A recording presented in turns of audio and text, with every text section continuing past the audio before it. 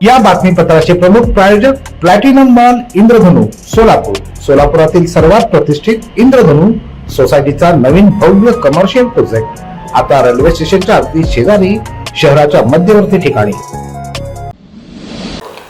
पालिका निवडणुकीसाठी गुरुवार 15 जानेवारी रोजी मतदान तर शुक्रवार 16 जानेवारी रोजी मतमोजणी प्रक्रिया पार पडणार आहे.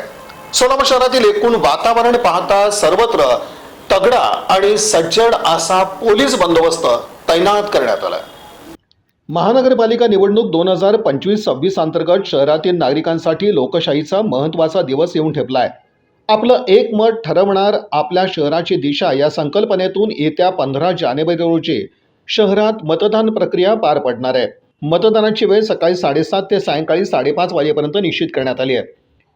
राज्य निवडणूक आयोगाच्या निर्देशानुसार ही निवडणूक शांततापूर्ण, पारदर्शक आणि निर्भय वातावरणात पार पाडण्यासाठी प्रशासन सज्ज झालंय.